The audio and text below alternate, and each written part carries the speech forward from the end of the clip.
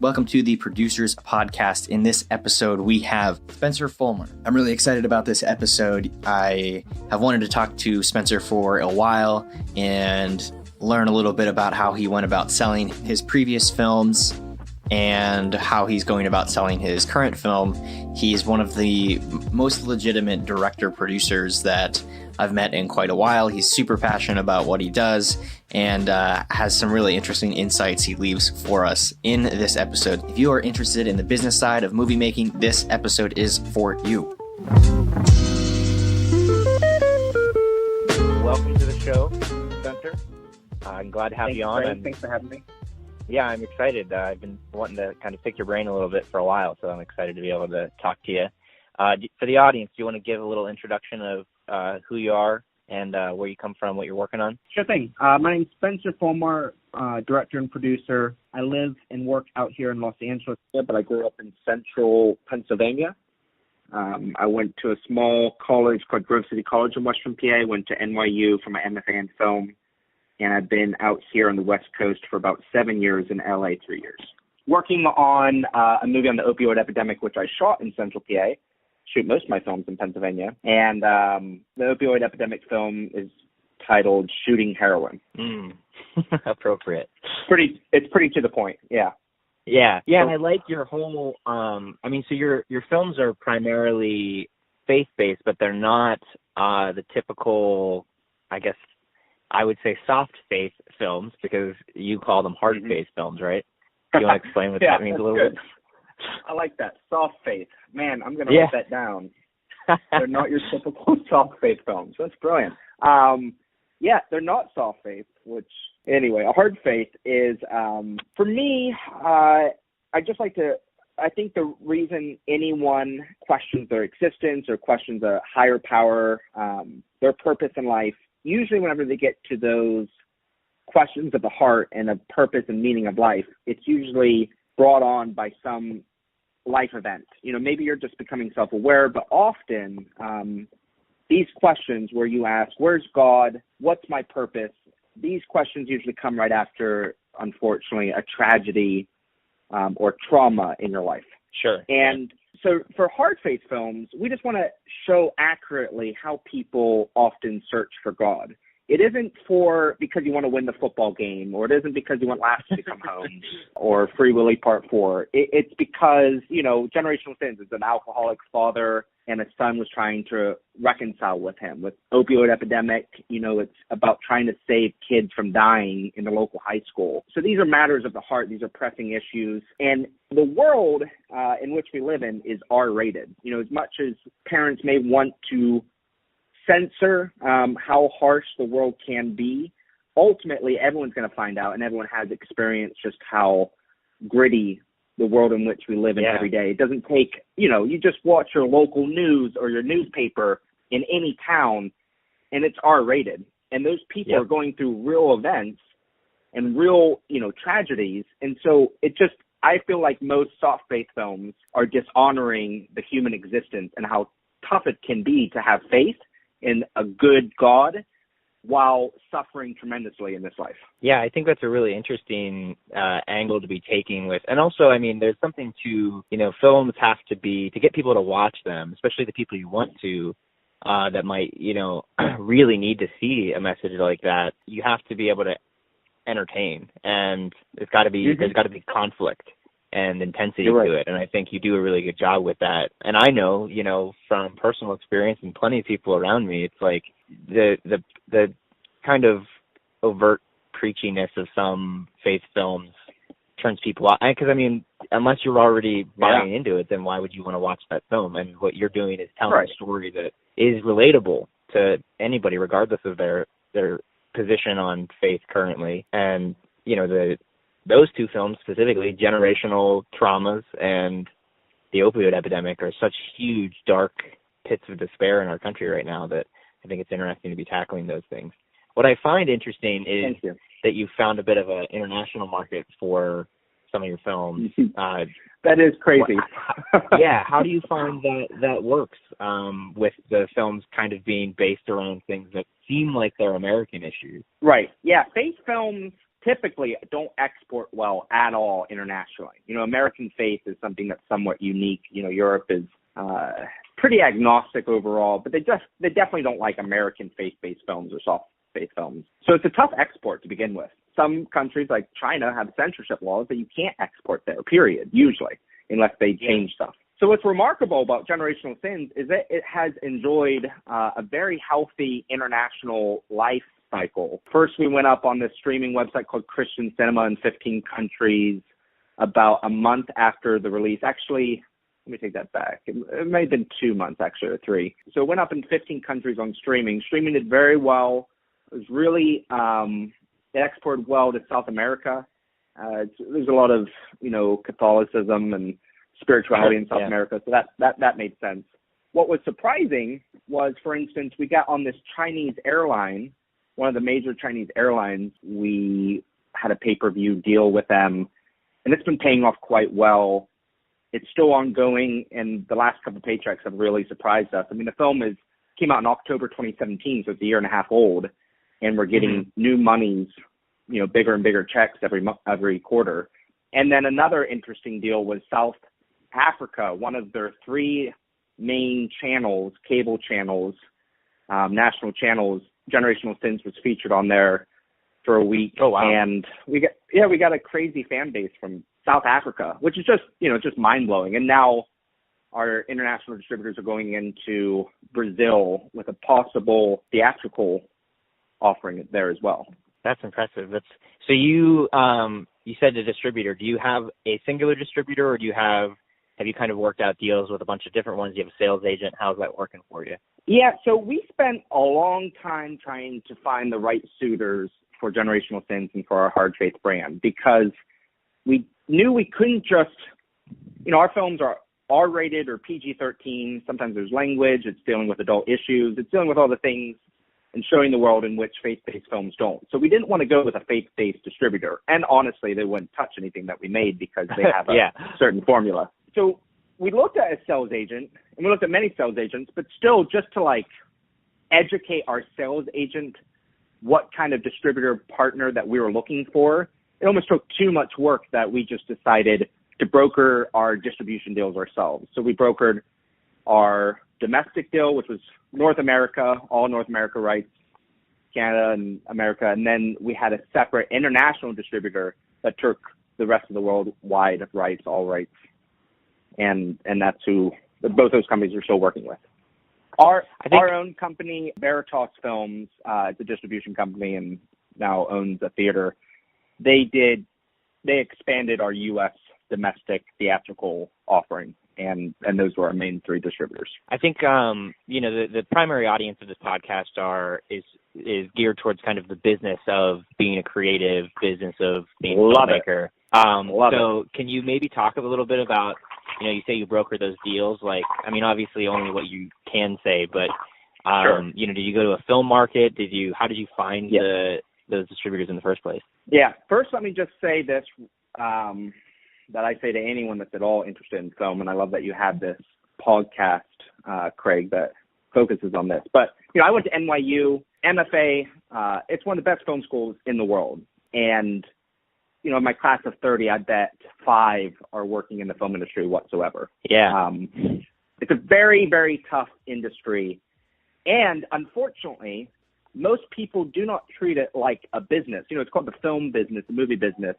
And they don't treat it that way at all. And most people going into this career have no business know-with-all. And, that's fine. It's just that at some point you have to understand that if your movies aren't making any money at all, it's going to be really tough to make more movies. Right.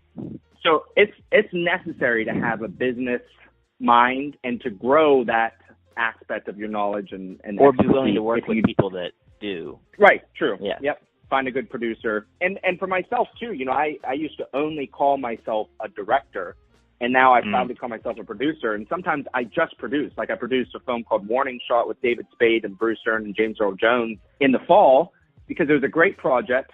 They needed some of the experience that I had just gone through with Generational Sins, and I was able to help them out and just enjoy the business side of things which is a very different part of your heart and soul and mind than the creative side of things. And it's fun to exercise both.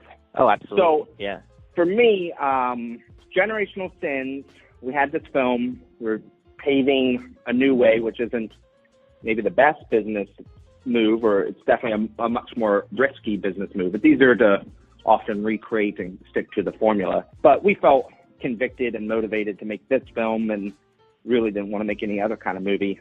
And then we had to find who would be interested in this kind of product. And also, it was really just a lot of experimenting and testing how we talked about the film to different distributors and to different audiences. Our biggest first leap into this, just a couple months after set wrapped, we shot in the month of July and August, Generational Sins of 2016. And then flash forward a couple months later to November, we went to the American Film Market, which is in Santa Monica at the Lowe's Hotel. The biggest film market in the world. There's $1 billion worth of business that happens there every year. And all the major players and all the distributors are there. And so it's a really, necessary film market to attend if you're looking to get into distribution. And is that where you kind of made most of your first inroads? Yes. Or all of them? It's very critical. Yeah. I mean, I think as part of a film school education, students should be required to go to the American film market because it's the largest film market in the world. And really, it doesn't, they don't care about fluff at all. It's just numbers totally. It's like a fish market. They'll slice and dice your film and they'll tell you how much it's worth, on DVDs in, South America. And they're not kissing up to you. You can't kiss up to them. They know who your talent is. They know your genre. They see how the film looks. And so it's just very cut and dry, which is really nice because so often there's so much crap that you have to cut through to actually get to what your film's actually worth. And at the American film market, everyone cuts straight through the crap, and it's great.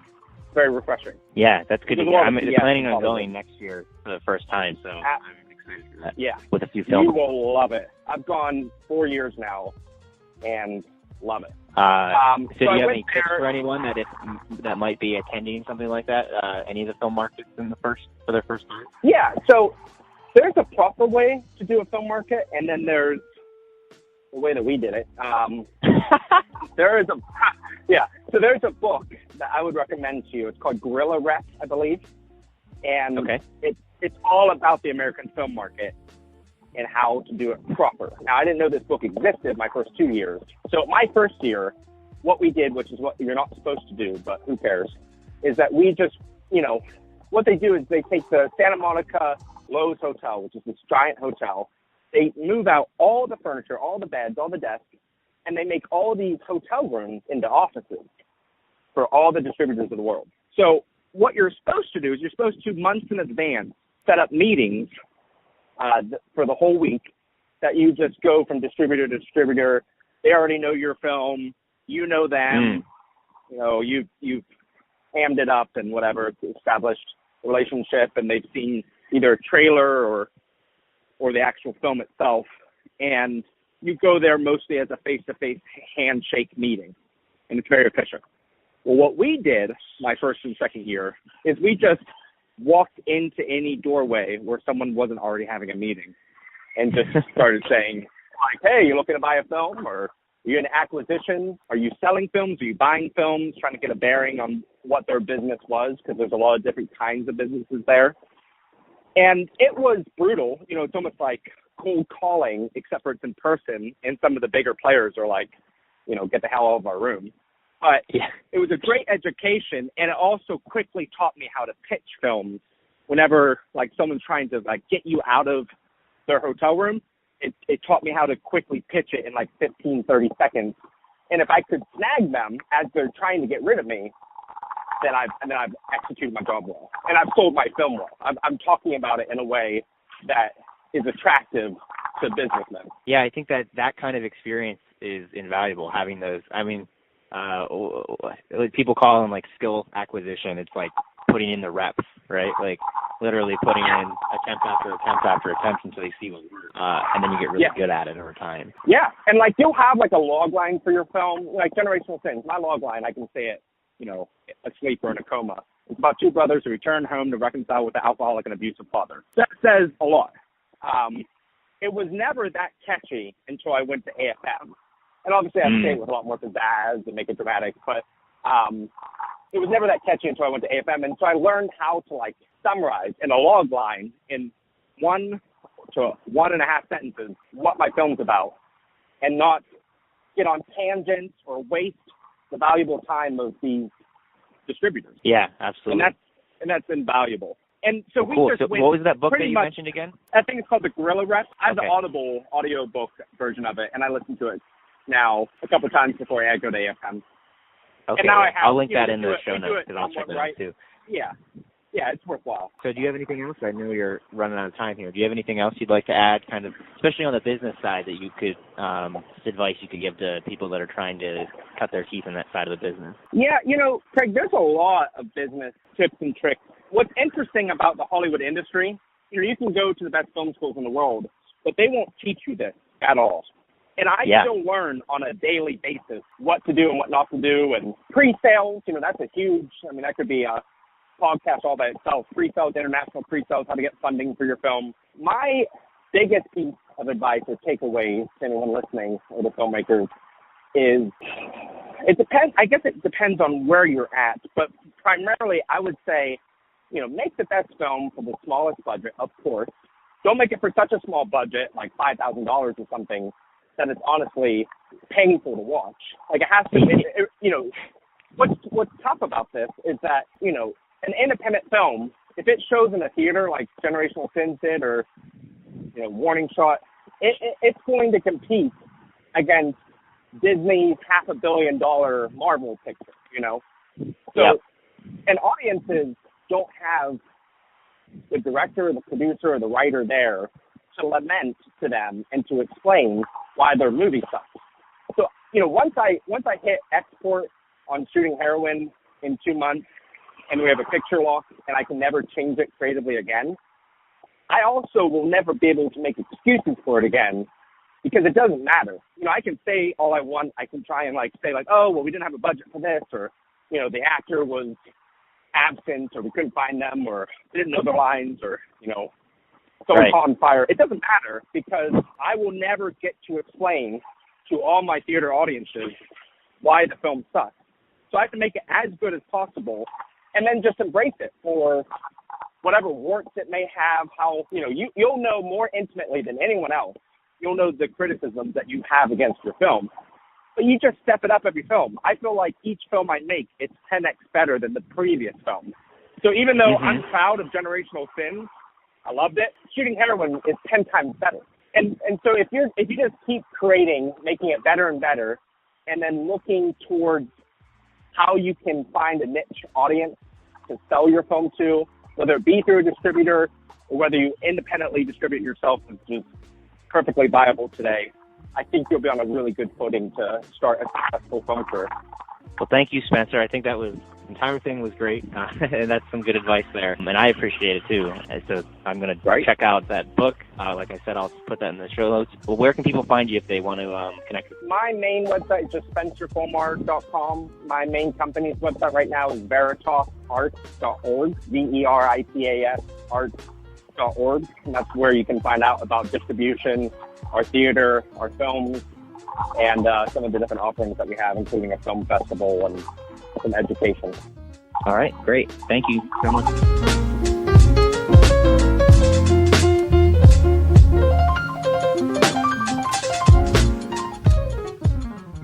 Thank you for listening to this episode of the Producers Podcast.